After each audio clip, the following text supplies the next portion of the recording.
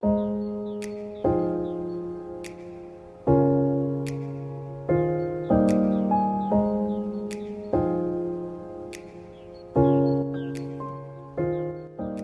itu manajemen pendidikan? Manajemen pendidikan adalah kegiatan atau rangkaian kegiatan berupa proses pengolahan dengan sekelompok manusia yang tergabung dalam organisasi pendidikan sebagai upaya tercapainya tujuan pendidikan yang telah ditetapkan. Selain itu, manajemen pendidikan juga merupakan suatu sistem pengolahan dan penataan sumber daya pendidikan seperti tenaga kependidikan, serta didik, masyarakat, kurikulum, tata laksana, dan lingkungan pendidikan, serta sarana dan prasarana pendidikan, dan dana atau keuangan. Yang menjadi landasan manajemen pendidikan yaitu, menurut Saputra 2020, landasan Yudiris dalam pendidikan merupakan suatu sekumpulan perangkat konsep peraturan perundang-undangan dalam bidang pendidikan. Yang pertama, Undang-Undang Dasar 1945, yaitu adanya pernyataan untuk mencerdaskan kehidupan bangsa. Yang kedua, Undang-Undang Sistem Pendidikan Nasional Nomor 20 Tahun 2003, Pasal 51 sampai dengan 53. Filosofi manajemen pendidikan secara umum adalah cara hidup masyarakat, yaitu nilai-nilai kebersamaan yang bersumber dari nilai sosial budaya yang terdapat di lingkungan keluarga, masyarakat, serta di pendidikan agama.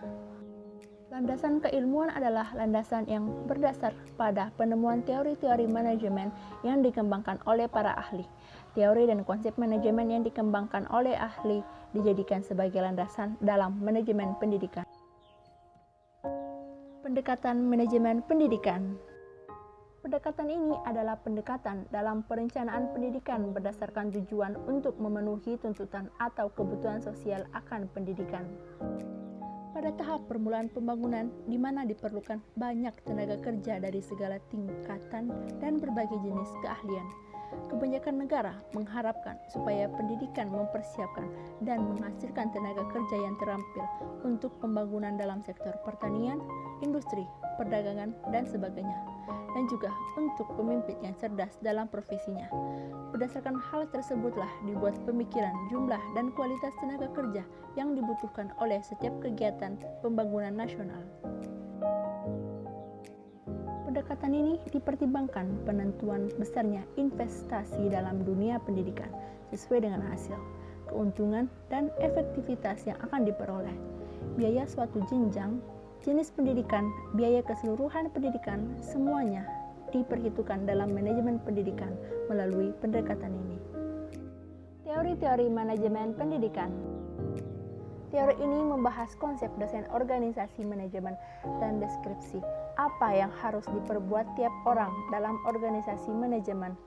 Teori ini berasumsi bahwa pekerjaan atau manusia itu bersifat rasional, berpikir logik, dan kerja adalah sesuatu yang diharapkan. Teori klasik terdiri dari dua teori, yaitu teori sains atau scientific management.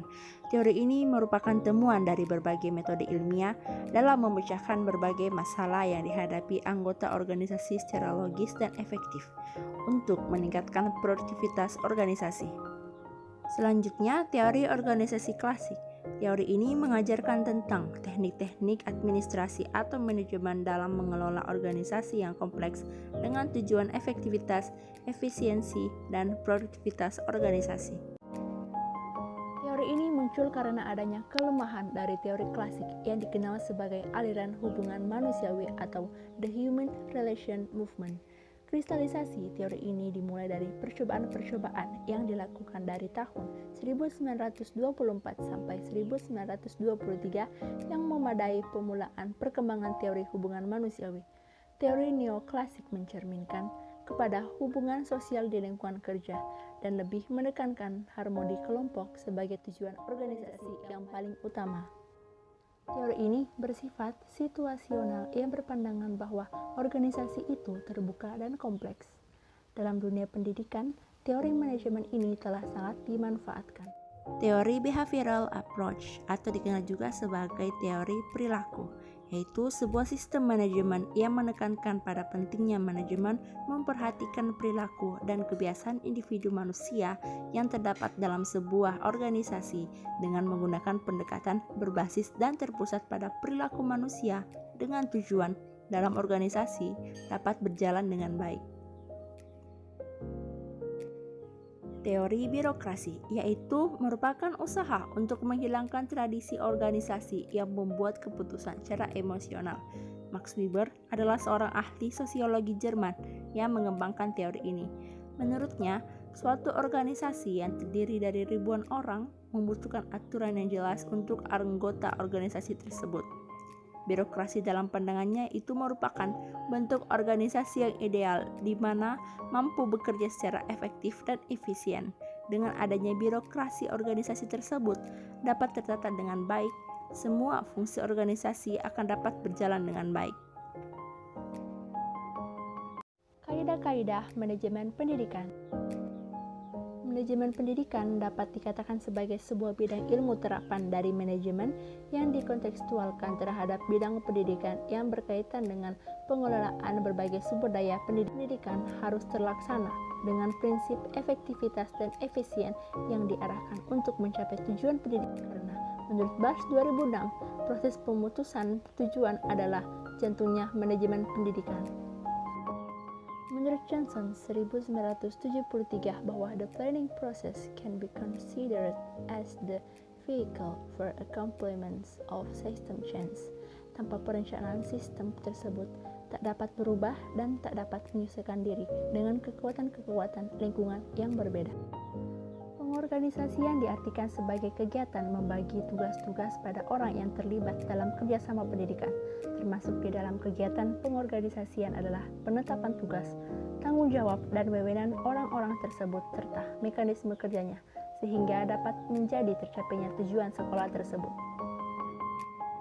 Pengarahan adalah suatu tindakan yang bertujuan untuk mengusahakan agar semua anggota kelompok berusaha untuk mencapai sasaran dengan perencanaan manajerial dan usaha, seperti pemberian bimbingan, saran-saran, motivasi, penugasan, perintah-perintah, atau instruksi kepada bawahan untuk melaksanakan pekerjaan dalam mencapai tujuan yang telah ditentukan. Controlling atau pengawasan, sering disebut pengendalian, adalah salah satu fungsi manajemen yang berupa pengadaan, penilaian, dan sekaligus bila perlu mengadakan koreksi sehingga apa yang sedang dilakukan bawahan dapat diarahkan ke jalan yang benar dengan maksud tercapai tujuan yang sudah digariskan. Apa itu orientasi produktivitas pendidikan? Orientasi produktivitas pendidikan adalah pengenalan prosedur-prosedur sumber daya yang dilakukan dalam organisasi memanajemenkan pendidikan. Manajemen pendidikan adalah produktivitas lembaga pendidikan. Lembaga pendidikan yang dimaksud di sini adalah lembaga formal dalam bentuk sekolah. Produktivitas lembaga pendidikan dapat dilihat dari efektivitas dan efisiensi. Efektivitas adalah kemampuan melaksanakan tugas, fungsi, operasi kegiatan program atau misi daripada suatu organisasi atau sejenisnya yang tidak adanya tekanan atau ketegangan di antara pelaksanaannya. Sedangkan efisiensi adalah merujuk pada hasil belajar, motivasi belajar yang tinggi, semangat belajar, kepercayaan berbagai pihak, dan pembayaran waktu dan tenaga yang sekecil mungkin dengan hasil yang sebesar-besarnya. Fungsi produksi dalam pendidikan terbagi menjadi 3. Yang pertama, yaitu administrasi pendidikan. Untuk menjelaskan arti administrasi pendidikan, tidak dapat dilepaskan diri dari pengertian ilmu administrasi pada umumnya. Bahkan dapat pula dikatakan bahwa administrasi pendidikan adalah penggunaan atau aplikasi ilmu administrasi ke dalam pendidikan. Fungsi produksi administrasi yang dipandang input adalah segala sesuatu yang menjadi wahana dan proses dalam pendidikan. Input pendidikan meliputi: yang pertama, prasarana dan sarana belajar, termasuk ruangan kelas dapat diluangkan. Artinya bahwa perhitungan luas dan kualitas bangunan, Perlengkapan belajar di sekolah seperti media, alat peraga juga dihitung harganya, buku-buku pelajaran, dan bentuk material lainnya seperti film, disket atau flash disk, dan sebagainya. Barang-barang yang habis pakai seperti zat kimia di laboratorium dan sebagainya. Waktu guru bekerja dan perangkat pegawai administrasi dalam memproses peserta didik harus dibeli dan dibayar. Agar kegiatan dalam komponen administrasi pendidikan dapat berjalan dengan baik dan mencapai tujuan, kegiatan tersebut harus dikelola melalui sesuatu tahapan proses yang merupakan daur atau siklus, mulai dari perencanaan, pengorganisasian, pengarahan, pengkoordinasian, pembiayaan, pemantauan, dan penilaian, seperti telah disinggung secara garis besar pada bagian terdahulu. Psikologi produksi. Psikologi adalah sesuatu yang sangat esensial dalam dunia pendidikan. Ini menjadi hal yang sangat esensial karena dalam menyambut era globalisasi, pendidikan sangat berperan penting dan menjadi salah satu faktor yang paling menentukan kemajuan suatu bangsa. Jika suatu bangsa tidak maju pendidikannya, maka pasti bangsa itu tidak dapat bersaing dengan bangsa yang lain dan akan menjadi bangsa yang terbelakang. Untuk hal ini, maka psikologi harus diterapkan dalam dunia pendidikan agar pendidikan dapat berjalan efektif. Hasil output yang ada pada fungsi ini adalah hasil belajar siswa yang mencakup peningkatan kepribadian, pengarahan dan pembentukan sikap, penguatan kemauan, penambahan pengetahuan, ilmu dan teknologi, penajaman pikiran, dan peningkatan estetika atau keindahan, serta keterampilan. Jadi, dalam hal ini psikologi sangat berperan penting dalam pendidikan karena psikologi sebagai ilmu pengetahuan adalah berupaya memahami keadaan peserta didik yang berbeda satu dengan yang lainnya. Ekonomi produksi. Peran ekonomi dalam pendidikan cukup menentukan, tetapi bukan sebagai pemegang peranan penting, sebab ada hal lain yang lebih menentukan hidup atau matinya dan maju mundurnya suatu lembaga pendidikan dibandingkan dengan ekonomi, yaitu dedikasi, keahlian dan keterampilan pengelola guru-gurunya. Inilah yang merupakan kunci keberhasilan suatu sekolah atau perguruan tinggi. Fungsi produksi ekonomi sebagai inputnya adalah semua biaya pendidikan seperti pada input fungsi produksi administrasi.